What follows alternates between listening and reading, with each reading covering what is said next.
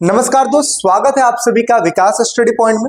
दोस्तों, इस वीडियो में हम बात करने वाले हैं क्लास 11 का पॉलिटिकल साइंस चैप्टर नंबर 7 जिसका नाम है संवाद। इसका हम इंपॉर्टेंट क्वेश्चंस करने वाले हैं। देखिए, इंपॉर्टेंट क्वेश्चन करना इसलिए जरूरी है क्योंकि अभी तक आपने जो स्टडी किया होगा नोट्स के द्वारा आपने किया होगा, जिसमें टॉपिक वाइज चीजें आपको क्लियर होंगी, बट आपको ये आइडिया नहीं मिल पाता है कि आखिर पेपर में किस तरीके के क्वेश्चन पूछे जाएंगे। दैट्स वाई मैंने ये वीडियो बनाया है आप लोग के लिए, ताकि आपको एक आइडिया लग पाए कि पेपर में किस तरीके के क्वेश्चन आते हैं, साथ ही साथ कौन कौन से ऐसे क्वेश्चन है जो रिपीट होते हैं। देखिए, एक चीज मैं बता दूं, पैटर्न चेंज होती जा रही है, तो नंबर ऑफ क्वेश्चंस भी धीरे धीरे इंक्रीज हो रहे हैं, डिफरेंट टाइप के हो रहे हैं। इस वजह से आपको वीडियो देखनी बहुत ही ज्यादा जरूरी हो जाती है। तो इसलिए आप पूरी वीडियो देखिएगा, नो मैटर कि वीडियो लेंथी बन रही है, मतलब बस इतना होना चाहिए कि आपको जिस चीज पढ़ाई जा रही है वो आपको समझ में आ रहा है कि नहीं आ रहा है। अगर किसी भी चीज में कोई कंफ्यूजन है, कोई डाउट होगा, तो आप कमेंट सेक्शन में मेरे से पूछ सकते हैं। अदरवाइज मैं अपना व्हाट्सएप नंबर भी देता हूं ताकि बच्चे वहां पर भी अपनी प्रॉब्लम्स को शेयर कर पाए, ठीक है। साथ ही साथ जितनी भी चीजें आप यहाँ पे पढ़ रहे हो, अगर आप कहोगे भैया मुझे नोट्स चाहिए, तो नोट्स आपको 7011912793 पे आपको मैसेज करके मिल जाएगा। बाकी हर एक स्लाइड में मैंने नीचे अपना नंबर दे दिया है ताकि आप इजीली इस चीज को एक्सेस कर पाएं। चलिए, अच्छा, यहाँ पे जो नोट्स आपको मिलेगा वो अच्छा भी मिलेगा, और साथ ही साथ पेपर का समय चल रहा है तो फ्री ऑफ कॉस्ट भी मिलेगा। तो चलिए, ये चीज बता दिया मैंने। अब करते हैं चीजों की शुरुआत और देखते हैं संवाद आखिर होता क्या है। संवाद, देखिए, बेसिकली कहते हैं किसको, संघवाद का मतलब होता है एक ऐसी शासन व्यवस्था जहां पर एक देश में दो प्रकार की सरकारें चलती हैं। इट्स मींस एक चलती है जिसे हम कहते हैं केंद्र में, तथा दूसरा जो चलती है उसे हम कहते हैं राज्य में। राज्य को प्रांत भी कह सकते हैं, ठीक है, क्योंकि पहले प्रांत ही कहा जाता था। इट मींस हम ये समझ सकते हैं कि संघवाद एक ऐसी शासन व्यवस्था जहां पे दो प्रकार की सरकारें चलती हैं, एक केंद्र में तो दूसरा राज्यों में, एक केंद्र में तो दूसरा राज्य में। बहुत ही अच्छा डेफिनेशन है, आप इसको याद भी कर सकते हैं। तो देखिए, संघवाद से आप क्या समझते हैं, तो संघवाद एक ऐसी संस्थागत प्रणाली है जो दो प्रकार की राजनीतिक व्यवस्थाओं को समाहित करती है, यानी कि आपस में जोड़कर बनी हुई है, ठीक है। इसमें एक प्रांतीय स्तर की सरकारें होती हैं तथा दूसरी कौन सी होती है, केंद्रीय स्तर की सरकारें होती हैं। प्रत्येक सरकार, जी ये गलत लिखा हुआ है, यहां पे होगा अपने, ठीक है। प्रत्येक सरकार अपने क्षेत्र में स्वायत्त होती है। स्वायत्त का मतलब क्या होता है, हर सरकार केंद्र, मान लेते हैं कि ये जो है राज्य सरकार है, तो राज्य सरकार बिल्कुल ही स्वतंत्र होती है अपने राज्य को हैंडल करने के लिए। डिसीजन मेकिंग जो होता है ना, कि इट मींस वो डिसीजन भी ले सकती है, कानून व्यवस्थाएं भी बना सकती है अपने हिसाब से अपने राज्य को चलाने के लिए। इसलिए आपने इंडिया में देखा होगा कि जितने राज्य हैं उतने मुख्यमंत्री हैं, और केंद्र शासित प्रदेशों में भी मुख्यमंत्री होते हैं। तो इसी वजह से अगर देखा जाए तो इसमें यह बात लिखी है कि प्रत्येक जो सरकारें होती है, चाहे वो केंद्र सरकार की बात करें चाहे राज्य सरकार की बात करें, हर एक सरकार अपने क्षेत्रों में बिल्कुल स्वायत्त होती है। अपना डिसीजन मेकिंग में किसी दूसरे का कोई इंटरफेयर नहीं होता है। समझ में आ रही बात। संघवाद किसे कहते हैं, जहां पे दो स्तर की सरकारें चलती है, एक चलती है केंद्र में तथा दूसरा चलती है राज्य में, इसी को संघवाद कहा जाता है।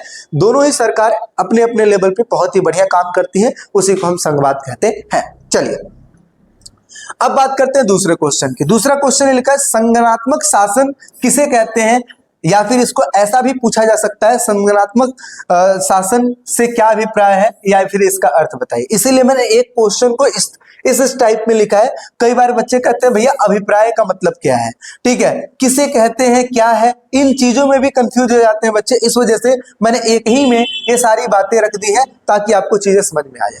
संगठनात्मक शासन व्यवस्था किसे कहते हैं, सेम वही चीज है। क्या, संगठनात्मक शासन व्यवस्था में संपूर्ण शक्तियां संविधान द्वारा केंद्र तथा इकाई राज्यों यानी कि प्रांतों में विभाजित कर दिया जाता है। यानी कि जो शक्तियां होती हैं, या तो उसको मतलब केंद्र सरकार में भी और राज्य सरकार में भी उन चीजों को बांट दिया जाता है। इसे ही कहते हैं संगठनात्मक शासन। क्या बोलते हैं, संगठनात्मक शासन।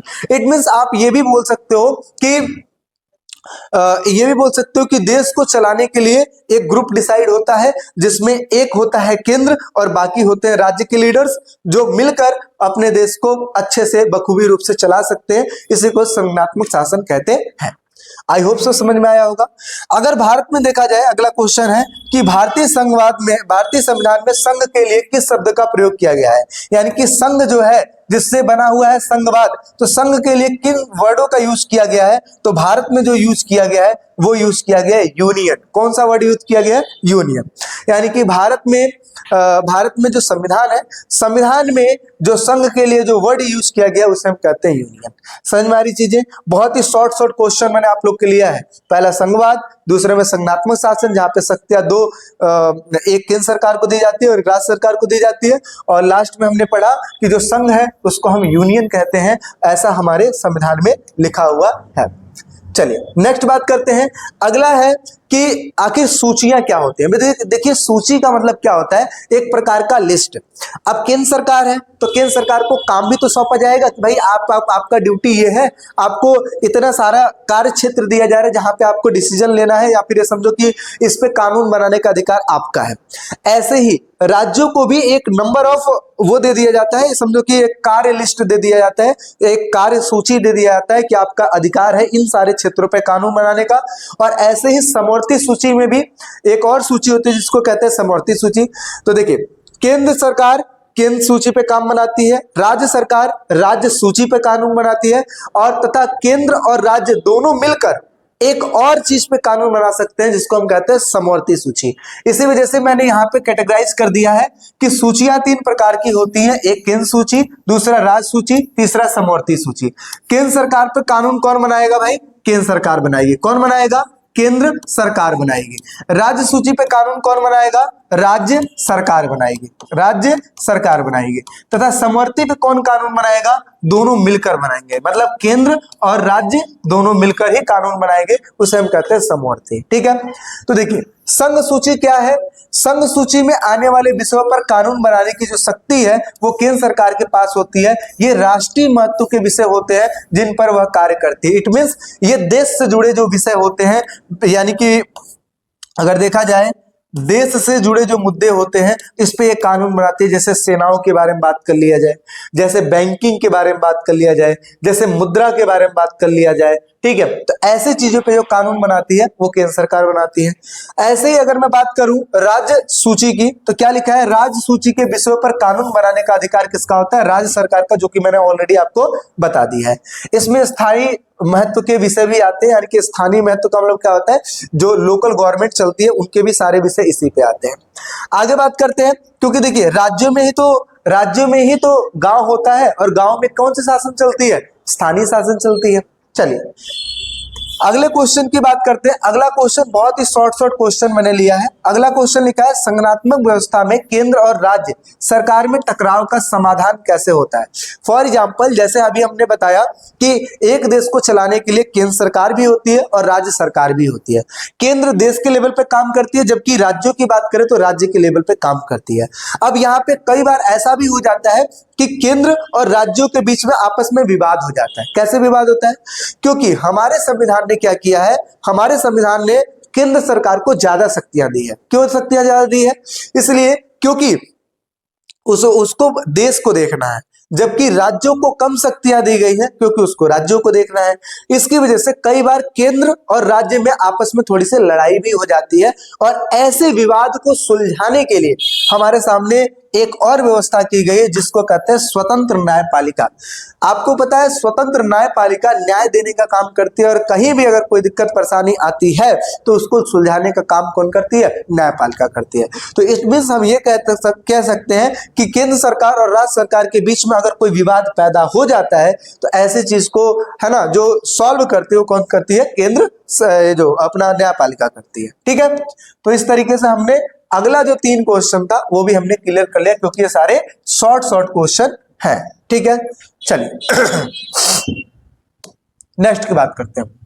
अगला क्या लिखा है? अगला क्वेश्चन, संघ सूची में कौन कौन से विषय शामिल है? भाई देखो विषय तो बहुत सारे हैं, लेकिन कुछ कॉमन विषय जो कि अभी आपको मैं बता देता हूं। इससे पहले ये जो मैंने पॉइंट हाईलाइट कर रखा है ना, इसको याद करना जरूरी है, क्योंकि इसमें से आपके एमसीक्यू के क्वेश्चंस आते हैं। क्या क्वेश्चन पूछा जाता है कि संघ सूची में कौन कौन से विषय शामिल है? तो संघ सूची में टोटल 97 विषय हैं, और इनमें प्रमुख है क्या है? जैसे प्रतिरक्षा, देश की रक्षा की बात आती है तो वो मुद्दा किस में जाता है? केंद्र सरकार के पास।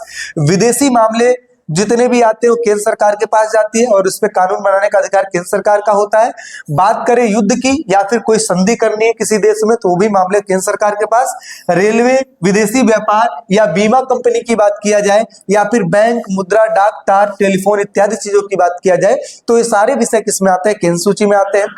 ऐसे ही अगर मैं बात करूं राज्य सूची में कौन कौन से विषय आते हैं तो टोटल विषयों की संख्या 66 है। ठीक है, अगर आपको इसमें कोई डाउट लग रहा है, इट मींस अगर विषयों में कोई डाउट लग रहा है कि भैया नंबर ऑफ जो सब्जेक्ट है वो थोड़े बहुत चेंज है तो आप मुझे कमेंट सेक्शन में बता सकते हो। अदरवाइज जितनी भी चीजें मैंने लिखी है प्रीवियस डेटा के हिसाब से मैंने लिखी है। तो क्या लिखा है? राज्य सूची में टोटल 66 विषय होते हैं। इनमें से प्रमुख जो होते हैं, जैसे इस पे पुलिस, हर स्टेट का अपना अलग अलग पुलिस होता है। जैसे बिहार पुलिस हो गया, यूपी पुलिस हो गया, दिल्ली पुलिस हो गया, राजस्थान पुलिस हो गया, महाराष्ट्र पुलिस हो गया, इस प्रकार से। तो हर राज्यों की अपनी पुलिस व्यवस्थाएं होती है और उसको चलाने का अधिकार किसके हाथ में आता है? राज्य सरकार के हाथ में आता है। किसके हाथ में? राज्य सरकार में। साथ ही साथ जेल की बात किया जाए, यातायात, न्याय प्रबंधन की बात किया, शिक्षा, स्वास्थ्य, चिकित्सा एवं स्थानीय सरकारी इत्यादि चीजें। आप देखिए दिल्ली जैसे जगहों पे अगर मैं बात करूं तो यहाँ पे आपने देखा कि बस वगैरह फ्री कर दिया गया है लेडीजों के लिए। ठीक है, साथ ही साथ 2100 रुपए, अभी हाल फिलहाल में ऐसी योजना आ रही कि 2100 रुपए महिलाओं को हर महीने मिलेंगे। ठीक है, तो ये किसके ऊपर डिपेंड किया जा रहा है? ये डिपेंड किया जा रहा है राज्य सरकार के ऊपर कि राज्य सरकार किस तरीके से अपने राज्यों को हैंडल कर रही है, चला रही है, क्योंकि वो उस चीज को करने में बिल्कुल स्वतंत्र है। आगे इनके संबंध में राज्य विधानमंडल का कानून बनाते हैं। ठीक है, और साथ ही साथ देखा जाए तो राज्य विधानमंडल मतलब जो राज्यों में जो विधानमंडल होता है, इट मींस विधानसभा, विधान परिषद जो कानून व्यवस्था बनाती है वो जो है राज्य सरकार के अंडर में आती है। आगे बात करते हैं समवर्ती सूची किसे कहते हैं। मैं देखो समवर्ती सूची वो विषय होते हैं जिसमें राज्य सरकार भी कानून बना सकती है और केंद्र सरकार भी बना सकती है। तो क्या लिखा है? इनमें टोटल 47 विषय शामिल है और इन विषयों पर राज्य और केंद्र सरकार दोनों मिलकर सरकारें बनाती हैं, मतलब कानून इत्यादि बनाया जा सकता है। तो हमें क्या समझ में आया कि जो केंद्र सूची होती है इट मीन संघ सूची होती है, उसमें 97 विषय हैं जैसे जो देश से रिलेटेड होते हैं। राज्य सूची जिसमें 66 विषय होते हैं जो एक राज्य से, पार्टिकुलर राज्य से डिपेंड करते हैं। और समवर्ती सूची एक ऐसी सूची होती है जिसमें केंद्र सरकार और राज्य सरकार दोनों मिलकर कानून व्यवस्थाएं बनाती हैं, तो इसी को हम कहते हैं भाई समवर्ती सूची। चलिए अब बढ़ते हैं हमारे नेक्स्ट क्वेश्चन की तरफ। अगला क्वेश्चन हमारे सामने क्या लिखा है कि भारतीय संविधान के 2 संघीय तत्व बताइए। यानी कि हमारे भारत के संविधान को कुछ इस प्रकार से बनाया गया है ताकि सबको एकजुट करके रखा जाए, इसी वजह से इसको हम कहते हैं संघीय। क्या बोलते हैं? संघीय बोलते हैं। देखिए क्या लिखा है, भारतीय संविधान के 2 संघीय तत्व हैं। जैसे भारतीय संविधान के 2 संघीय तत्व निम्नलिखित हैं। सबसे पहला है ये लिखित संविधान है, ताकि कल की डेट में कोई ये ना कह सके कि भाई ये ऐसा तो लिखा ही नहीं, ऐसा ना बोल पाए, इसी वजह से लिखित संविधान है। दूसरे नंबर पे संविधान में केंद्र तथा राज्यों के बीच में शक्तियों का बंटवारा कर दिया गया है कि भाई केंद्र सरकार के जो विषय है ये है, राज्य सरकार के जो विषय है वो ये। केंद्र सरकार इस पे कानून बनाएगी, राज्य सरकार इस पे कानून बनाएगी, कहीं कोई दिक्कत ना पैदा हो। इसीलिए देखिए 3 प्रकार की चीजें बनाई गई है, संघ सूची, राज्य सूची, समवर्ती सूची, और इनके विषय अलग अलग कर दिए गए हैं। संघ सूची पे संघ सरकार कार बनाएगी, इट मीन केंद्र सरकार बनाएगी। राज्य सूची पे राज्य सरकार बनाएगी तथा समवर्ती पे बात किया जाए तो केंद्र और राज्य दोनों मिलकर कानून बनाएंगे। समझ में आ रही बात है? चलिए भाई नेक्स्ट बात कर लेते हैं। अगला क्वेश्चन, एकात्मक सरकार एवं संघात्मक सरकार में अंतर बताइए। देखिए एकात्मक सरकार वो सरकार होती है जहां पे जो सारी पावर होती है ना वो किसी एक व्यक्ति के हाथ में होती है, उसे हम कहते हैं एकात्मक। क्या बोलते हैं? एकात्मक, मतलब एक अकेला डिसीजन लेता है। संघात्मक सरकार उन सरकार को कहा जाता है जिसमें शक्तियां जो है ना किसी एक के हाथ में नहीं होती है, बल्कि शक्तियों को बांट दिया जाता है ना, शक्तियों को बांट दिया जाता है। तो देखिए क्या लिखा है, एकात्मक सरकार की मुख्य विशेषता है शक्तियों का केंद्रीकरण, यानी कि शक्तियों को एक में कर देना, उसे हम कहते हैं एकात्मक सरकार, यानी कि डिसीजन लेने की शक्ति किसी एक के हाथ में होती है। जबकि संघात्मक सरकार की विशेषता ये होती है कि राष्ट्रीय संघ बनाना तथा जो क्षेत्र है इट मीन जो प्रांत सरकार है इनके बीच शक्तियों का विभाजन कर देना, it means division of powers, यानी कि पावरों को बांट देना। इट मीन्स आप ये कह सकते हो कि एकात्मक सरकार एक ऐसी सरकार होती है जिसमें सारी शक्तियां किसी एक हाथ में होती है, जबकि संघात्मक सरकार वो सरकार होती है जिसमें सारी शक्तियों को बांट दिया जाता है। ठीक है, डिवीजन। तो ये लिखा है कि डिवीजन ऑफ पावर्स, इस तरीके से विकेंद्रीकृत कर दिया जाता है। तो आई होप सो आपको चीजें समझ में आ रही होगी। बहुत ही शॉर्ट क्वेश्चन मैंने स्टार्टिंग में लिए हैं, बट इसमें लॉन्ग क्वेश्चंस भी देखने को मिलेंगे। बहुत ही अच्छा चैप्टर है और देश के ऊपर है, इसलिए आपको समझना बहुत ज्यादा जरूरी है। यहीं पे आगे बात कर लेते हैं कि भारत में कितने राज्य और संघीय क्षेत्र है। तो भाई देखिए 28 राज्य और 8 संघीय क्षेत्र हैं। इट मींस आप कह सकते हो केंद्र शासित प्रदेश। ठीक है, केंद्र शासित प्रदेश। आप इस तरीके से देख सकते हैं केंद्र शासित प्रदेश है, जैसे अंडमान निकोबार द्वीप समूह हो गया, चंडीगढ़ हो गया, दिल्ली, जम्मू एवं कश्मीर, लद्दाख हो गया, लक्षद्वीप, पांडुचेरी, दादर और नागर हवेली, दमन एवं दीव जो है ये आ जाते हैं हमारे केंद्र शासित प्रदेशों में, जबकि 28 हमारे क्या है, राज्य है। ठीक है, आगे बात कर लेते हैं अगला, सहकारिया आयोग के बारे में आप क्या जानते हैं। देखिए सहकारिया जो है, सरकारिया आयोग क्या होती है, केंद्र ने राज्य संबंधों से जुड़े मसलों की जांच पड़ताल करने के लिए 1983 में एक आयोग का गठन किया, जिसे क्या कहा जाता है, सरकारिया आयोग के नाम से जाना जाता है। देखिए केंद्र सरकार ने राज्य सरकार से जुड़े मसलों की जांच करने, यानी कि राज्य सरकार किस तरीके से काम कर रही है, ठीक है, कर भी रही है कि नहीं कर रही है, तो उन सभी चीजों में है ना डिस्कशन करने के लिए, देखने के लिए, जांच पड़ताल करने के लिए एक आयोग की नियुक्ति कर दी गई। इसी को सरकारी आयोग कहा जाता है। ठीक है, और इसकी स्थापना 1983 में की गई थी, तो इसी वजह से हम इसको सरकारी आयोग कहते हैं। समझ में आ रही बात, जिसका जिक्र आगे के भी टॉपिक्स में देखने को मिलेगा, बट मैं शॉर्ट करके चीजों को पहले ही रख दिया हूं ताकि आप लोग कंफ्यूज ना हो और नेक्स्ट जब हम पढ़ें तो उसमें कोई दिक्कत परेशानी ना आए। आई होप सो वीडियो आपको अच्छी लग रही है तो आप थम्स अप जरूर कीजिएगा, इट मींस लाइक जरूर कीजिएगा।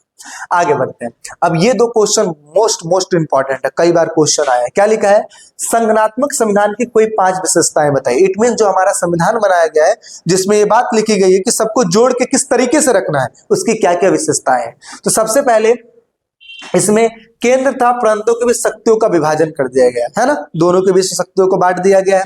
केंद्र सरकार की शक्तियां ये है और राज्य सरकार की शक्तियां ये है। दूसरे नंबर में इसमें संविधान कठोर होता है, यानी कि अगर देखा जाए संविधान ज्यादा कठोर होता है। इट मींस कि कोई भी व्यक्ति संविधान के खिलाफ कोई काम नहीं कर सकता। इट मींस जो बातें संविधान में लिखी गई है उसको ध्यान में रखते ही आपको कार्य करना है। आगे इनमें संविधान लिखित होता है, यानी कि संविधान लिखित होता है, हमारे देश में जैसे संविधान लिखित है। अच्छा, इनमें संविधान सर्वोच्च होता है, यानी कि कोई भी काम करना है संविधान के द्वारा ही की जा सकती है, इसी वजह से संगठनात्मक विशेषता में आती है। इनमें न्यायपालिका भी होती है जो कि निष्पक्ष तथा स्वतंत्र रूप से कार्य करती है। तो ये हम किसकी बात की है, संविधान की विशेषताओं की बात की है। लेकिन अब हम बात करते हैं संगठनात्मक सरकार के 5 गुण। अभी हमने बात किया संगठनात्मक संविधान के बारे में, अब हम बात कर रहे हैं सरकार के। तो देखिए संगठनात्मक सरकार क्या होती है, इसके 5 गुण निम्नलिखित हैं। सबसे पहले यह आर्थिक विकास के लिए लाभदायक है, यानी कि अगर देखा जाए तो जो हमारे देश में जो सिस्टम बनाया गया है, जिसमें केंद्र सरकार को ज्यादा पावरफुल बताया गया है और राज्य सरकार को भी बनाया गया, लेकिन उतना नहीं जितना केंद्र सरकार को, ये चीजें किसी भी देश के लिए बहुत ही ज्यादा सही है।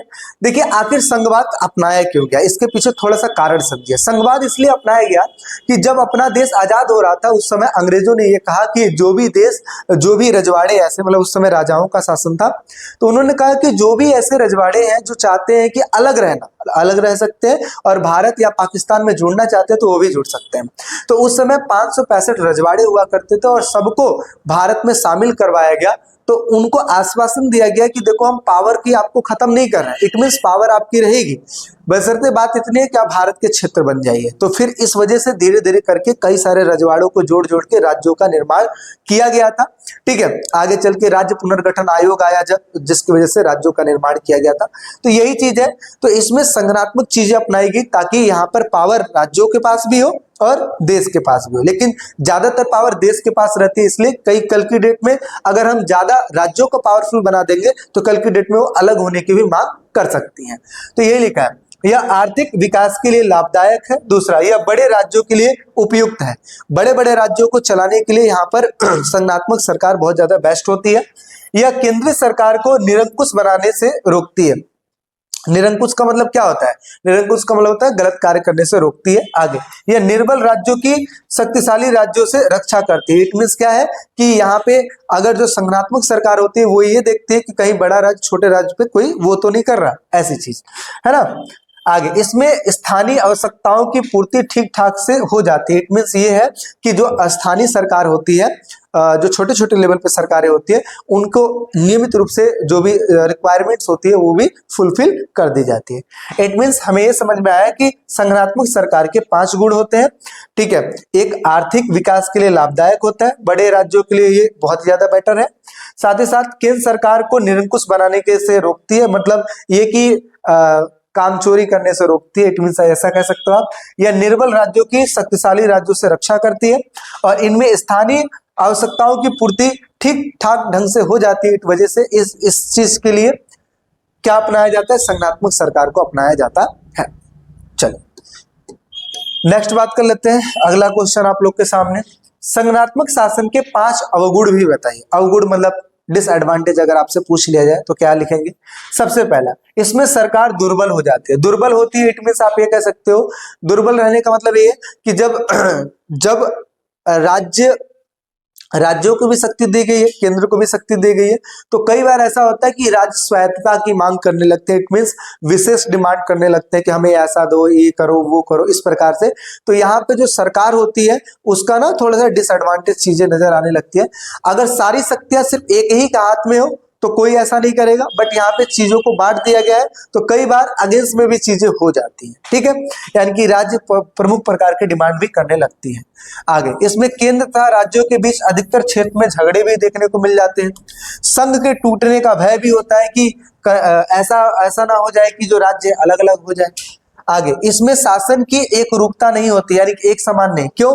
क्योंकि मान लेते हैं केंद्र में सरकार, अभी आप हाल फिलहाल में देखिए केंद्र में सरकार मान लेते हैं भाजपा की है, लेकिन क्या जरूरी है हर जगहों पे जो सरकार भाजपा की हो? नहीं ना, कई जगहों पे किसी और पार्टी की सरकार होती है, तो कई बार भिड़न भी देखने को मिल जाती है राज्य तथा केंद्र में। आगे यह खर्चीला शासन व्यवस्था होता है, क्योंकि इसमें है ना संगठनात्मक चीजें होती है जहाँ पे हमने शक्तियों को बांटा है, तो जाहिर सी बात है डिस्ट्रीब्यूशन बहुत सारी चीजों का देखना पड़ जाता है, रखरखाव देखना पड़ जाता है, इस वजह से इसको हम खर्चीला भी कहते हैं। तो ये क्या हो गया, ये अवगुण हो गया। अवगुण इट मीन्स आप क्या कह सकते हो, डिसएडवांटेज कह सकते हो। तो अभी हमने क्या क्या पढ़ा, एक बार हम समराइज कर लेते हैं। सबसे पहले मैंने पढ़ा संगठनात्मक शासन के अवगुण क्या होते हैं। दूसरा हमने पढ़ा संगठनात्मक सरकार के 5 गुण क्या होते हैं। गुण मतलब क्या एडवांटेज क्या क्या है, तो हमने ये भी देखा ये बड़े बड़े राज्यों के लिए जरूरी भी होता है। और संगठनात्मक संविधान की विशेषताओं के बारे में हमने बात किया, और कितने राज्य हैं और कितने केंद्र शासित प्रदेश हैं। ये भी सहकारिता आयोग क्या है जिसकी स्थापना 1983 में की गई थी। 2 संघीय तत्व कौन कौन से, एकात्मक सरकार जहाँ पे सारी शक्तियां किसी एक हाथ में होती है, और संगठनात्मक जिसमें चीजें बांट दी जाती है। ठीक है, ये चीज बाकी हमने पीछे ये भी पढ़ लिया, संघ सूची, राज्य सूची और समवर्ती सूची। चलिए अब थोड़े से और बड़े क्वेश्चन की तरफ चलते हैं और चीजों को समझते हैं। क्या लिखा हुआ है कि एक संघीय व्यवस्था में केंद्र सरकार की शक्तियां कौन तय करता है। तो एक संघीय व्यवस्था में केंद्र सरकार की शक्तियां संविधान में निहित होती है। इट मीन्स संविधान तय करता है कि किसको कितनी शक्तियां मिलेंगी। देखो इतना बड़ा क्वेश्चन है, लेकिन आंसर सिर्फ संविधान है, बट इसको हम ऐसे लाइन से करके लिखेंगे ना तो इससे टीचर पे इंपैक्ट बहुत अच्छा पड़ेगा। तो इसी वजह से आपको क्या लिखना है, एक संघीय व्यवस्था में केंद्र सरकार की शक्तियां संविधान में क्या होती है, निहित होती है। ठीक है, अगला क्वेश्चन आता है एकहरी नागरिकता क्या होती है, और यहीं पे एक क्वेश्चन और आ जाता है जिसको हम कहते हैं दोहरी नागरिकता क्या होती है। यहाँ पे लिखा हुआ है बीच में, बट इसको हम यही कर लेते हैं। एकहरी नागरिकता वो नागरिकता होती है जिस देश में सिर्फ एक नागरिकता होता है। फॉर एग्जाम्पल हम इंडिया से बिलोंग करते हैं, आप कहीं से भी बिलोंग कीजिए, जैसे उत्तर प्रदेश से कर लीजिए, राजस्थान से कर लीजिए, तमिलनाडु से कर लीजिए, उड़ीसा से कर लीजिए, लेकिन आप होगे क्या, सिर्फ और सिर्फ आपको कहा जाएगा इंडियन। क्या कहा जाएगा, इंडियन, क्योंकि हमारे देश में एकहरी नागरिकता चलती है। ठीक है, तो एकहरी नागरिकता उन नागरिकता को कहा जाता है जहां पर देश सिर्फ एक नागरिकता देता है, इसे एकहरी नागरिकता कहते हैं। दोहरी नागरिकता उस नागरिकता को कहा जाता है जो कई सारे देश 2 प्रकार के नागरिकता देते हैं। इट मीन्स जिस राज्य में आप रहते हो वहां की नागरिकता और जिस देश में आप रहते हो वहां की नागरिकता। यानी कि ऐसी चीजें अमेरिका में देखने को मिलती है, क्योंकि संयुक्त राज्य अमेरिका है, यानी कि कई सारी कंट्रियों को मिलाकर तब जाके संयुक्त राज्य अमेरिका बना है। तो इस वजह से आप कह सकते हो कि अमेरिका में रह रहे लोगों की 2 प्रकार की नागरिकता होती है। पहली वो जहां पे वो रहते हैं, दूसरी ये कि वो अमेरिका में रहते हैं। ठीक है, ऐसे है। तो क्या लिखा है, इकहरी नागरिकता से अभिप्राय यह है कि संपूर्ण राज्य में नागरिकों को एक ही नागरिकता प्राप्त होती है, वह राज्य के किसी भी भाग में बस सकते हैं यानी कि रह सकते हैं। कुछ संघात्मक राज्यों में प्रत्येक व्यक्ति को दोहरी नागरिकता भी प्राप्त होती है, जैसे कि अमेरिका की बात की जा रही है। एक तो वो अपने राज्य के भी नागरिक होते हैं तथा साथ ही साथ वो पूरे देश के नागरिक भी प्राप्त हो जाते हैं। जैसे संयुक्त राज्य अमेरिका में दोहरी नागरिकता मिलती है और हमारे देश में इकहरी नागरिकता मिलती है। संयुक्त राज्य अमेरिका में प्रत्येक नागरिक संयुक्त राज्य अमेरिका का नागरिक होने के साथ साथ उस राज्य का भी नागरिक होता है जिस राज्य से वो निवास करता है। इट मींस जिस राज्य से वो बिलोंग करता है वहां की भी नागरिकता मिलती है, दूसरा संयुक्त राज्य अमेरिका की भी नागरिकता मिलती है। इस वजह से हम कह सकते हैं कि दो प्रकार की नागरिकता है। तो दोहरी नागरिकता का एग्जाम्पल समझ में आ गया, इकहरी नागरिकता हमारे इंडिया का एग्जाम्पल है। ठीक है, चलिए बहुत ही बढ़िया। पेपर का टाइम चल रहा है और इस समय तैयारी करनी बहुत ज्यादा आप लोग के लिए जरूरी है। ठीक है, तो इस वजह से कृपया करके बार बार चीजों को देखते रहिए। देखिए एक चीज आप खुद भी आइडिया लगा सकते हैं कि अगर एक चैप्टर 30 मिनट का बनता है, 40 मिनट का बनता है, इट मीन्स 50 मिनट का भी बनता है, तो आपके जितने भी चैप्टर है ऑलमोस्ट देखा जाए 16, 17, 18 चैप्टर जो भी है उतने ही घंटे लगेंगे ना। अब उतने ही घंटे को आप डिवाइड कर लो कि अगर एक दिन में आप 2 चैप्टर 3 चैप्टर क्लियर कर लेते हो, जैसे आप मूवी देखते हो 3 घंटे का, ऐसे ही आप 2-3 चैप्टर एक ही दिन में क्लियर कर लोगे तो मात्र 5-6 दिन में आप पूरा का पूरा सिलेबस कर लोगे और विथ रिवीजन के साथ, अच्छी रिवीजन के साथ। इट मीन्स आप लोग के लिए बहुत ही बेटर अपॉर्चुनिटी मिल रही है जहां पे आप यूट्यूब पे ये सब चीजें कर पा रहे हैं। ठीक है, और भी फ्री ऑफ कॉस्ट। ठीक, चलिए नेक्स्ट बात कर लेते हैं। अगला क्वेश्चन हमारे सामने क्या लिखा है कि केंद्र को शक्तिशाली बनाने वाली संविधान की प्रमुख विशेषताएं बताइए। तो देखिए हमारे देश में संघात्मक सरकार है और उसको शक्तिशाली बनाया गया है संविधान के द्वारा। तो क्यों बनाया गया, किस प्रकार से बनाया गया और क्या क्या प्रावधानों के द्वारा बनाया गया। तो देखिए सबसे पहला राज्यपालों की नियुक्ति। यहाँ पे देखिए राज्यपालों की अगर मैं नियुक्ति की बात की तो यहाँ पे 4 विशेषताएं लिखी हुई है जो कि केंद्र सरकार को राज्य सरकार से ज्यादा अधिक शक्तिशाली बनाती है। सबसे पहले क्या लिखा है, राज्यपालों की नियुक्ति। राज्यपालों की नियुक्ति करने का अधिकार सिर्फ केंद्र सरकार के हाथ में है। इट मींस आप ये भी कह सकते हो कि राष्ट्रपति राज्यपाल की नियुक्ति करता है। ठीक है, यहाँ पे राज्यों का कोई इन्वॉल्वमेंट नहीं होता है। अच्छा, दूसरी चीज कि जो राष्ट्रपति राज्यपाल की नियुक्ति करता है वो किस लिए करता है, वो इसलिए करता है ताकि राज्य पर ध्यान रखा जा सके। इट मींस आप ये भी कह सकते हो कि जो राज्यपाल होता है एक एजेंट के रूप में काम करता है, यानी कि राष्ट्रपति का एजेंट के रूप में काम करता है, जो सारी सूचनाएं यानी कि राज्य की सारी सूचनाएं किसको देता है, वो राष्ट्रपति को देता है। ठीक है, इसलिए इसकी नियुक्ति की जाती है राष्ट्रपति के द्वारा और हर राज्यों में देखने को मिलेगा राज्यपाल। तो क्या लिखा है, अपॉइंटमेंट ऑफ गवर्नर। राज्य के मुखिया की नियुक्ति राष्ट्रपति के द्वारा की जाती है। इट मींस हमें यह कहा जाए कि राज्यपाल राष्ट्रपति के प्रति उत्तरदायी होता है, राष्ट्रपति ही उसे उसके पद से हटा सकता है। राज्य का संवैधानिक मुखिया होने के बावजूद भी राज्यपाल केंद्रीय सरकार का प्रतिनिधि है। इट मींस ये कहा जाए कि राज्यपाल की जो नियुक्ति है वो राज्य सरकार के केंद्र सरकार के द्वारा होती है। दूसरा, आपातकाल की घोषणा। देखिए आपातकाल की घोषणा कोई राज्य नहीं कर सकता है, सिर्फ और सिर्फ राष्ट्रपति कर सकता है। इट मींस केंद्र सरकार कर सकती है। तो क्या लिखा है कि जब राष्ट्रपति बाहरी आक्रमण हो, यानी कि कौन कौन से सिचुएशन में, जब बाहरी आक्रमण हो, युद्ध जैसी स्थिति बन जाए, सशस्त्र विद्रोह हो जाए, मतलब दंगे फसाद हो जाए बहुत ज्यादा, जो ऐसे संकट की अवस्था में जो है राज्य हो तो वह राज्यों को अपनी कार्यपालिका शक्ति को विशेष ढंग से इस्तेमाल करने का आदेश दे सकता है। इट मींस ये मान लेते हैं किसी राज्य में ऐसी चीजें हो रही है, दंगे वंगे हो रहे हैं, तो ऐसे सिचुएशन में जो केंद्र सरकार होती है वो ज्यादा पावरफुल हो जाती है और राज्य सरकार को हटा भी सकती है और साथ ही साथ सारा का सारा जो पावर अपने अंडर ले भी सकती है। आगे बात करते हैं, राज्यों में राष्ट्रपति शासन लगाते हैं। अभी उसी चीज की बात कर रहा हूं कि अगर किसी राज्य में शासन व्यवस्था अच्छी नहीं चल रही है या आप ये कहो कि मुख्यमंत्री वहां से सही ढंग से काम नहीं कर रहे हैं, तो ऐसी सिचुएशन में जो केंद्र सरकार होती है, इट मींस जो राष्ट्रपति होता है, वहां पे सरकार हटाकर राष्ट्रपति शासन लागू कर देता है। तो क्या लिखा है, यदि केंद्रीय सरकार द्वारा दिए गए आदेशों का पालन राज्य सरकार न कर पाए या फिर राज्य सरकार संविधान की धाराओं के अनुसार न चले तो ऐसी स्थिति में संविधान की धारा 356 के अनुसार राष्ट्रपति राज्य विधानमंडल को विघटित कर सकता है तथा राज्य के प्रशासन को अपने हाथ में ले सकता है। इट मींस वहां की सरकार को हटा देगा अनुच्छेद 356 के द्वारा और वहां पे राष्ट्रपति शासन लग जाएगा। आगे बात करते हैं अखिल भारतीय सेवाओं के अधिकारी, यानी कि अखिल भारतीय सेवा, जैसे अखिल भारतीय सेवा इट मींस आप समझे कि यूपीएससी वगैरह का जो एग्जाम होता है राज्यों के उच्च पदाधिकारी है, जैसे अखिल भारतीय सेवाओं के अधिकारी जो होते हैं जिनका केंद्रीय सरकार का नियुक्ति करती है और तथा कार्य करती है। इट मींस जो केंद्र सरकार होती है वही उस चीज पे काम करती है और उस हिसाब से उनकी पोस्टिंग होती है जहां भी उनकी देश में होनी होती है। तो इस तरीके से हमने ये समझा कि केंद्र सरकार शक्तिशाली है और इसकी ये मुख्य विशेषता है, जैसे केंद्र सरकार राज्यपाल की नियुक्ति करती है, आपातकाल की घोषणा कर सकती है, राज्यों में राष्ट्रपति शासन लगा सकती है तथा अखिल भारतीय सेवाओं के अधिकारियों की नियुक्ति भी करती है अपना केंद्र सरकार। अगला क्वेश्चन ये आता है कि राज्यों द्वारा और अधिक स्वायत्तता की मांग क्यों की जाती है। अब देखिए हुआ ये, जब शक्तियों का बंटवारा किया जा रहा था तो केंद्र सरकार को ज्यादा शक्तियां दे दी गई जबकि राज्य सरकार को कम शक्तियां दी गई। ऐसे सिचुएशन में जो राज्य सरकार है वो स्वायत्तता की मांग करती है, इट मींस विशेष छूट की मांग करने लगती है। तो अभी आपसे क्वेश्चन ये पूछा जा रहा है कि आखिर वो ऐसा क्यों करती है। तो देखिए क्या लिखा है, संघीय शासन प्रणाली में संविधान के अंतर्गत केंद्र सरकार राज्य सरकार के बीच शक्तियों का बंटवारा किया जाता है। राज्यों को स्वायत्तता का अर्थ यह है कि इकाइयों को अपने आंतरिक क्षेत्र में अपनी शक्तियों का प्रयोग करने की स्वतंत्रता होनी चाहिए। इट मींस जो राज्य है वो ये चाहती है कि अगर मैं अपने राज्य को चलाऊं, जिस भी ढंग से चलाऊं, उसमें कोई भी दूसरा इंटरफेयर ना करे। इट मींस हम पूरी स्वतंत्र रूप से वो कार्य कर सकें। आगे क्या लिखा है, जो शक्तियां राज्यों को संविधान के द्वारा दी गई है उनमें केंद्र का कोई हस्तक्षेप ना हो, इस वजह से राज्यों के द्वारा अधिक स्वायत्तता की मांग की जाती है।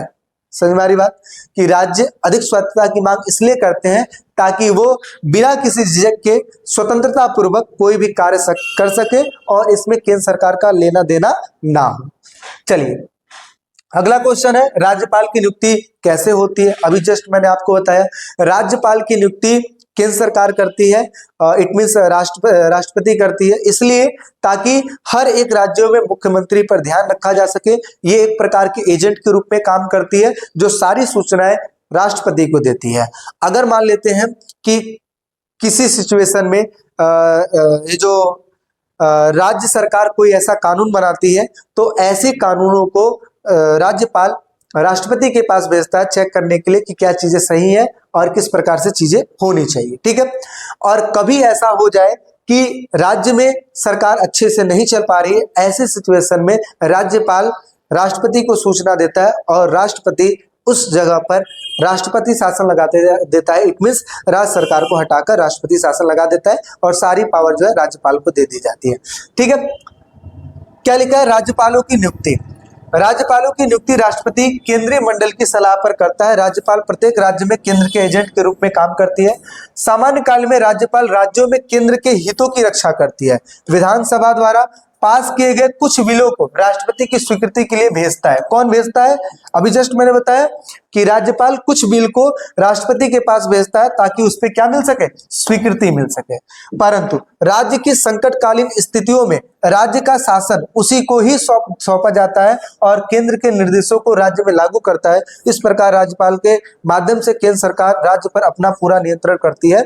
यानी कि सिचुएशन ऐसा आ जाए कि अगर मुख्यमंत्री को हटाना पड़ जाए तो जो वहां पर राष्ट्रपति शासन लग जाता है, लेकिन काम कौन करता है, राज्यपाल वहां का काम करता है। तो हमें ये समझ में आ गया राज्यपाल की नियुक्ति कैसे की जाती है तथा ये भी समझ में आ गया कि राज्यों को है ना अधिक स्वायत्तता की मांग क्यों है। स्वायत्तता का मतलब होता है विशेष छूट मांगना। तो विशेष छूट का मतलब यही कि शक्तियों का हम प्रयोग करें, इसमें केंद्र सरकार का कोई लेना देना ना हो। चलिए नेक्स्ट क्वेश्चन की तरफ चलते हैं। अगला क्वेश्चन क्या लिखा है कि भारत में संगठनात्मक व्यवस्था को क्यों अपनाया गया है, इसके पीछे संक्षेप में वर्णन दीजिए। देखिए संगठनात्मक शासन व्यवस्था को अपनाने का कारण अभी जस्ट मैंने स्टार्टिंग में आपको बताया था कि हमारा जो देश बना है कई सारे रजवाड़ों को मिलाकर बना है, बहुत सारे रजवाड़ों को मिलाकर बना है। तो हमारा देश ये चाहता था कि शक्तियां जो है शक्तियों पर डिसीजन लेने का जो अधिकार है वो सबका हो, यानी कि केंद्र सरकार को मजबूत बना दिया गया तथा राज्यों को भी शक्ति दी गई लेकिन कम दी गई, ठीक है, ताकि कल की डेट में अलग होने की मांग ना कर सके। तो देखिए, भारतीय संविधान निर्माताओं ने विभिन्न कारणों से संगठनात्मक व्यवस्था को अपनाया है।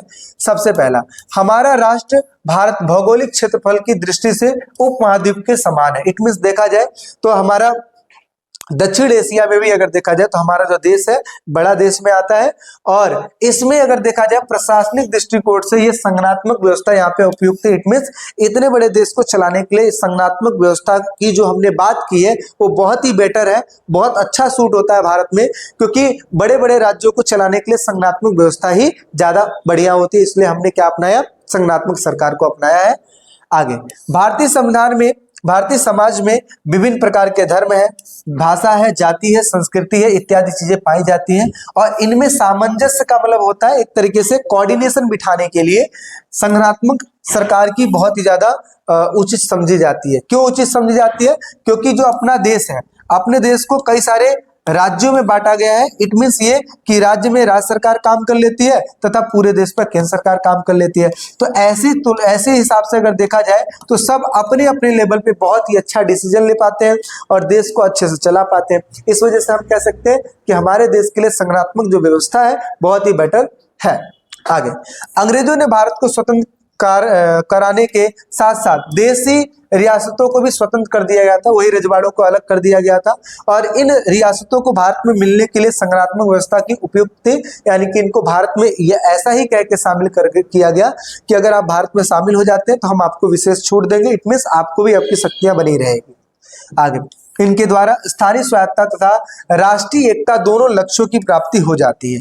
नेक्स्ट बात करते हैं, भारतीय राष्ट्रीय कांग्रेस ने राष्ट्रीय आंदोलन के दौरान संगठनात्मक व्यवस्था की मांग की थी। इट मींस ये कि जब भारतीय कांग्रेस जो थी, जब हमारा देश आजाद नहीं था उस समय भी संगठनात्मक व्यवस्था की मांग करता आ रहा था, जब अंग्रेजों का शासन था तब भी।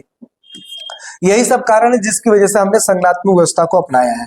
अगला पॉइंट है कि भारतीयों को संगठनात्मक व्यवस्था का अनुभव भी था, यानी कि वो स्टार्टिंग से चाहते भी थे और अनुभव भी था, और इसी वजह से 1935 में भारत सरकार द्वारा अधिनियम के अंतर्गत संगठनात्मक व्यवस्था की योजना की गई। यानी कि इस प्रकार से देखा जाए तो भारतीयों ने संगठनात्मक व्यवस्था को हमारे देश में स्थापित किया है। तो देखिए, ऐसे ऐसे भी क्वेश्चंस आते हैं जिसको आपको प्रिपेयर करके रखना है। ये देखिए, वो सारे क्वेश्चन मैं ढूंढ के लाया हूं जो ऐसे क्वेश्चन रिपीटेड है, बार बार पूछे जाते हैं।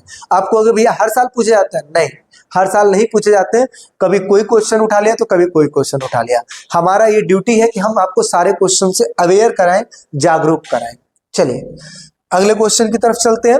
अगला क्वेश्चन देखिए, अगला क्वेश्चन क्या लिखा है भाई? 3 प्रकार से इस क्वेश्चन को पूछा जा सकता है, लेकिन आंसर एक ही होगा। क्या लिखा है? भारतीय संविधान में कौन कौन से संघीय तत्व पाए गए हैं?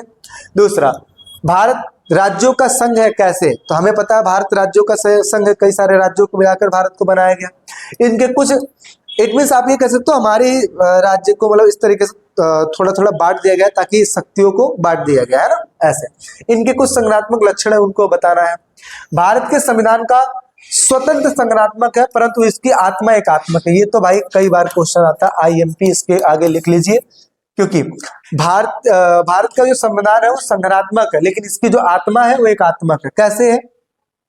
आप ऐसा बोल सकते हो कि जो अपना भारत है कई सारे राज्यों से मिला हुआ है, यानी कि बना हुआ है, और इसके साथ साथ सारा डिसीजन लेने की शक्ति एक के हाथ में है। इट मीन्स ये कह सकते हो कि केंद्र सरकार मजबूत है, इसी वजह से ये कह सकते हो कि आत्मा एकात्मक है, हालांकि वैसे देखा जाए तो संगठनात्मक है। अब इसको कैसे लिखेंगे?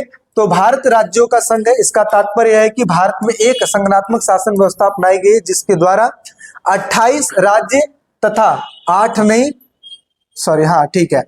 केंद्र शासित प्रदेश हैं, और इन सबको मिलाकर भारत को एक पूर्ण संघ बनाया गया है। भारतीय संविधान के संगठनात्मक लक्षण निम्नलिखित है। जैसे क्या, यहाँ पे शक्तियों का विभाजन कर दिया गया। सबसे पहले क्या किया है? शक्तियों का विभाजन, जिसमें हमने ये देखा कि राज्य सरकार को भी शक्तियां मिली हुई है। प्रत्येक संघीय देश की तरह भारत में भी केंद्र और राज्यों के बीच शक्तियों का विभाजन किया गया है। इन शक्तियों के विभाजन की 3 सूचियां बनाई गई है, संघ सूची, राज्य सूची, समवर्ती सूची। संघ सूची में 97 विषय रखे गए हैं, जबकि राज्य सूची में 66 रखे गए हैं, जबकि समवर्ती सूची में 47 विषय रखे गए हैं। इट मीन्स हम ये कह सकते हैं कि हमारे देश में इस प्रकार से व्यवस्थाएं बनाई गई है ताकि जो देश है बहुत ही बेटर ढंग से चल सके, चाहे वो केंद्र के लेवल पे, चाहे वो राज्य के लेवल पे। बढ़ते हैं अगले टॉपिक की तरफ या अगले अपने पॉइंट की तरफ। दूसरा यहाँ पे लिखित संविधान है। भारतीय संघीय व्यवस्था की अगर बात की जाए तो संघीय व्यवस्था के लिए लिखित संविधान की आवश्यकता होती है। इनमें केंद्र सरकार, राज्य सरकार की इकाइयों के बीच शक्तियों का स्पष्ट वर्णन किया गया है। भारत का संविधान निम्नलिखित है, लिखित रूप में है और इनमें 395 अनुच्छेद से बढ़कर, ये देखो स्टार्टिंग में 395 अनुच्छेद था, 12 अनुसूचियां थी और अब तक इनमें लमसम देखा जाए 93 संशोधन हो चुके हैं। यहाँ पे मैं एक चीज करेक्शन करना चाहता हूं, अगर देखा जाए ऑलमोस्ट 470 प्लस ये कह सकते हो आप अनुच्छेद है। अनुसूचियों की बात किया जाए तो 12 अनुसूचियां हो गई, 25 भाग हो गए और अगर संशोधन की बात किया जाए तो 106 संशोधन हो चुके हैं। ठीक है, तो ये डेटा में थोड़ा सा करेक्शन कर लेना तो ज्यादा ही सही रहेगा। ठीक है, आगे बात करते हैं।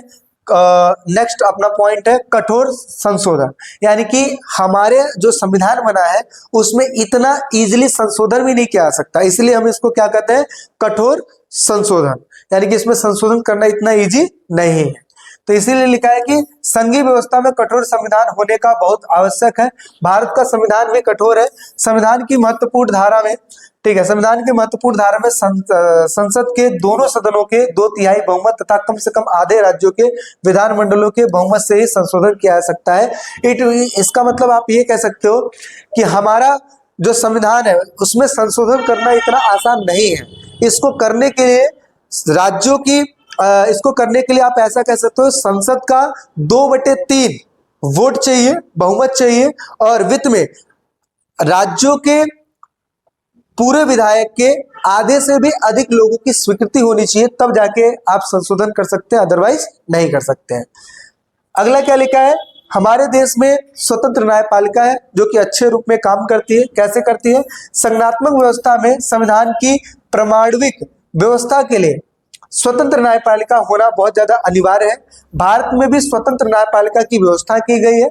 न्यायपालिका के कार्य और अधिकार भारत के संविधान में दिए गए हैं और यह स्वतंत्र रूप से कार्य करती है। इट मीन्स जो न्यायपालिका है वो स्वतंत्र रूप से काम करते हैं। कहीं ऐसा विवाद हो गया केंद्र सरकार राज्य सरकार के बीच में तो उसको सॉल्व करने का जो काम करती है स्वतंत्र न्यायपालिका करती है।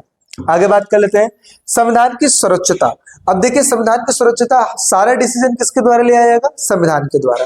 तो क्या लिखा है कि भारत में संविधान को सर्वोच्च स्तर पर रखा गया है। कोई भी कार्य संविधान के प्रतिकूल नहीं किया जा सकता है, यानी कि संविधान के खिलाफ नहीं किया जा सकता है, यानी कि वही कार्य होगा जो कि संविधान में लिखा गया है। सरकार के सभी अंग संविधान के अनुसार ही कार्य कर सकते हैं या फिर चल सकते हैं। इस वजह से अगर देखा जाए तो हमने ये समझा कि भारत में जो प्रावधान किए गए हैं जिसमें ये बात कही गई है कि कौन कौन से संघीय तत्व है, इस प्रकार के संघीय तत्व है जिसमें शक्तियों का विभाजन किया गया है। भारत में लिखित संविधान है ताकि स्पष्ट रूप से चीजें लोग समझ पाए। कठोर संशोधन भी है, इतना आसान नहीं है चीजों में संशोधन करना। न्यायपालिका का प्रावधान किया गया है और सारा डिसीजन किसके द्वारा लिया जाएगा, संविधान के द्वारा लिया जाएगा। समझ में आ रही बात। चलिए अगला एक क्वेश्चन और बात करते हैं। ये भी क्वेश्चन आता है कि राज्यपाल की भूमिका हमेशा से ही राज्य और केंद्र के बीच विवाद पैदा क्यों कर देती है। तो देखिए बात ऐसी है, आप खुद समझ सकते हैं, इसकी नियुक्ति, राज्यपालों की नियुक्ति केंद्र सरकार करती है, इसलिए ताकि राज्यों पर राज्य के मुख्यमंत्रियों पर ध्यान रखा जा सके। अब ऐसे में कई बार ऐसा भी हो जाता है कि राज्य सरकार और केंद्र सरकार के बीच में भिड़न हो जाती है और जिम्मेदार किसको ठहराया जाता है, राज्यपाल को। तो इस वजह से कहा जाता है कि राज्यपाल की जो भूमिका है कई बार केंद्र सरकार और राज्य सरकार के बीच में विवाद पैदा कर देती है। वही बातें सारी लिखी हुई हैं। क्या लिखा हुआ है, राज्यपाल की भूमिका केंद्र सरकार राज्यों के बीच में विवाद पैदा कर देती है। राज्यपाल की नियुक्ति केंद्र सरकार करती है। अधिकांश राज्यपाल सेवानिवृत्त सैन्य अधिकारी होते हैं, लोक सेवक हो सकते हैं या फिर राजनीतिज्ञ हो सकते हैं। आपके माइंड में एक क्वेश्चन भी आ रहा होगा कि भैया राज्यपाल बनता कौन है, किसको बनाया जाता है। तो ये ऐसे लोग होते हैं जो कि कोई सरकारी सेवा दे रहे होते हैं या फिर ये समझो कि वो कंप्लीट कर चुके होते हैं और वो राजनीति में आना चाहते हैं, तो इस वजह से उनको दे दिया जाता है। लोक सेवक या वही चीज आईएएस आईपीएस ये सब अगर हो और अपना रिटायरमेंट के बाद वो भी आ सकते हैं। राजनीतिक यानी कि कोई पॉलिटिशियन हो वो भी आ सकते हैं। फिर राज्यपाल की भर्ती केंद्र सरकार के द्वारा की जाती है। राज्यपाल के द्वारा लिए गए निर्णय को अक्सर राज्य सरकार और राज्य सरकार के कार्यों में केंद्र सरकार की दखल अंदाजी के रूप में देखा जाता है। इट मीन्स अगर राज्यपाल कोई कार्य करता है तो ऐसा ऐसा राज्य सरकार के द्वारा सोचा जाता है कि हो ना हो ये केंद्र सरकार ही करवा रही है। इस वजह से आप देखते हो ना कि अगर केंद्र और राज्यों में डिफरेंट सरकारें हो तो कई बार आपस में भिड़न हो ही जाती है। आगे ऐसा तब देखने को मिलता है जब केंद्र में तथा राज्य में अलग अलग दलों की सरकारें हो। केंद्र और राज्य संबंधों से जुड़े मसलों की जांच हेतु केंद्र सरकार द्वारा 1983 में एक आयोग बनाया गया जिसका नाम रखा गया सरकारिया आयोग, ताकि ये देखा जा सके कि केंद्र और राज्य के बीच में कौन कौन से संबंध है और कैसे संबंध है, ठीक है, और क्यों लड़ाइयां हो जाती है बार बार, इस वजह से सरकारी आयोग बनाया गया। एक अन्य कारण से राज्यपालों की शक्ति और विवादास्पद हो जाती है, जैसे संविधान के सर्वाधिक विवादास्पद देखा जाए 356 धारा है। 356 धारा तब लगाया जाता है जब राष्ट्रपति को यह लगता है कि राज्य में कानून व्यवस्था ढंग से काम नहीं कर रहा है और जो मुख्यमंत्री है वो जो कार्य सही से नहीं कर पा रहा है, तो ऐसी सिचुएशन में राज्य सरकार को हटाने के लिए केंद्र सरकार वहां से हटा देती है और वहां पे राष्ट्रपति शासन लगा देती है। तो इसका पूरा का पूरा जो जिम्मेदार है वो राज्यपाल को ठहराया जाता है। तो ऐसी स्थिति में राज्यपाल की जो भूमिका है वो विवादास्पद हो जाती है। इसके द्वारा राष्ट्रपति शासन लगाया जाता है और यह तब लगाया जाता है जब सरकार यानी कि राज्यपाल सही रूप से शासन चलाने के लिए योग्य न हो। इनमें केंद्र सरकार राज्य सरकार का अधिकरण कर लेती है। इट मीन्स क्या है, वहां से हटा देती है। इट मीन्स ये कहो कि शक्तियों को खत्म करके वहां पे राष्ट्रपति शासन लगा देती है। और ऐसा देखने को मिला है 1959 में केरल में ऐसा देखने को मिला है और उसके बाद भी ऐसी चीजें देखने को मिली है 1967 के बाद भी। लेकिन एग्जाम्पल के तौर पर मैंने एक पॉइंट आपको लिखवा दिया है कि 1959 में केरल में ऐसा हुआ था कि वहां पे मुख्यमंत्री को हटा दिया गया था, वहां पे राष्ट्रपति शासन लगा दी गई थी। अब एक लास्ट क्वेश्चन जिसके द्वारा ये चैप्टर अपना ओवर हो जाएगा, कौन सा है कि राज्य पुनर्गठन आयोग क्या है। भाई देखिए, जब अपना देश बनाया गया उसके बाद जगह जगह पे ऐसे विरोध उठने लगे कि भाषा के नाम पर राज्यों का निर्माण किया जाए। क्योंकि देखिए अगर देखा जाए तो हमारे देश में लमसम देखा जाए 22 मुख्य भाषाएं और सैकड़ों मौखिक भाषाएं हैं, ठीक है। तो अब ऐसे में कोई कह रहा था कि हिंदी को राष्ट्रीय भाषा बना लिया है, तो कई जगहों पे इसका विरोध हुआ और कई सारे राज्य ये भी चाहते थे कि भाषा के नाम पे राज्यों का निर्माण किया जाए। इट मीन्स जैसे बिहार में सारे भोजपुरी बोलते हैं, ऐसे राजस्थान में सारे राजस्थानी बोलते हैं, पंजाब में सारे पंजाबी बोलते हैं, तो इसी प्रकार से राज्यों का निर्माण चाहते थे। तो ऐसी सिचुएशन में आगे चल के 1953 में राज्य पुनर्गठन आयोग आया और इसके माध्यम से आगे चल के एक अधिनियम पास हुआ जिसके द्वारा इसके द्वारा राज्यों का निर्माण किया गया। तो क्या लिखा है, राज्य पुनर्गठन आयोग की स्थापना दिसंबर 1953 में की गई थी और इस आयोग का गठन भारत के दिवंगत प्रधानमंत्री जो है जिनका नाम है जवाहरलाल नेहरू ने इनको वो किया था, स्थापित किया था। 1953 में गठित राज्य पुनर्गठन आयोग ने 1955 में देश को 16 राज्यों तथा 3 केंद्र शासित प्रदेशों में गठित किया। यानी कि स्टार्टिंग में अगर देखा जाए 1955 में 16 राज्य बनाए गए थे और 3 केंद्र शासित प्रदेश बनाए गए थे। लेकिन आगे चल के सरकार ने 1956 में यानी कि नवंबर 1956 में एक और चीज पारित किया जिसको कहते हैं राज्य पुनर्गठन अधिनियम के तहत फिर 14 राज्य बनाए गए और 6 केंद्र शासित प्रदेशों का निर्माण किया गया, ठीक है। और आगे चल के आज की डेट में तो आपको पता है टोटल 28 राज्य हो गए और इसके साथ साथ 8 जो है केंद्र शासित, ठीक है, केंद्र शासित प्रदेश है, ठीक है, केंद्र शासित प्रदेश है। आगे बात करते हैं राज्य पुनर्गठन आयोग का क्या काम होता है। सबसे पहले राज्यों का सीमांकन करना कि भाई सीमा कितनी है। जैसे आप देखते हो ना कि डिसाइड करना कि किसकी कितनी सीमाएं हैं, किस राज्य की कितनी सीमाएं हैं, ऐसा डिसाइड करना। और भाषा के आधार पर राज्यों का निर्माण करना, ये इनके विशेष कार्य हैं। तो इस तरीके से अगर देखा जाए तो ये जो चैप्टर है आपका ओवर हो गया। इसमें हमने सारा चीज किया, जैसे राज्य पुनर्गठन आयोग के बारे में हमने समझा, राज्यपाल की भूमिका, केंद्र और राज्यों के बीच में विवाद कैसे पैदा कर देती है, साथ ही साथ भारतीय संविधान संज्ञानात्मक है लेकिन आत्मा एकात्मक है। इसका मतलब क्या होता है? संज्ञानात्मक व्यवस्था से आप क्या समझते हैं? राज्यों द्वारा अधिक स्वायत्तता की मांग क्यों की जाती है? राज्यपाल की नियुक्ति। खासकर बड़े क्वेश्चन जरूर पढ़ना। केंद्र को शक्तिशाली बनाने के क्या कारण है? ये भी क्वेश्चन आता है। एक हरी नागरिकता मैंने बता दिया, दोहरी नागरिकता मैंने बता दिया। ऑलमोस्ट सारे क्वेश्चन को मैंने कवर अप किया है। आई होप सो आपको वीडियो अच्छी लगी होगी। किसी भी प्रकार की कोई दिक्कत है, डाउट है, आप कमेंट सेक्शन में मेरे से पूछ सकते हैं। और इसके साथ साथ कोई सजेशन देना चाहते हैं वो भी आप दे सकते हैं। साथ ही साथ मैं बताना चाहूंगा, देखो वीडियो थोड़ी लेंथी तो बनेगी बट सारे क्वेश्चनों को कवर किया जाएगा। मैं कोई ऐसा नहीं शॉर्टकट आपके लिए नहीं ला सकता कि ये करो और ये हो जाएगा। देखो पढ़ाई कोई मजाक नहीं है, बहुत मेहनत लगता है इन सब चीज को करने के लिए, साथ ही साथ ऐसे क्वेश्चनों को बनाने के लिए भी। तो अगर कहीं माइनर मिस्टेक अगर हो जाती है देन इस चीज को इग्नोर करना है और उस चीज को सजेस्ट करना ताकि मैं उस चीज को सही कर पाऊँ। तो आई होप सो सारी चीजें आपको अच्छी लगी होगी। अगर वीडियो अच्छी लगी तो लाइक शेयर सब्सक्राइब जरूर कीजिएगा। मिलते हैं एक नेक्स्ट वीडियो में। अभी के लिए फिर टेक केयर, बाय बाय।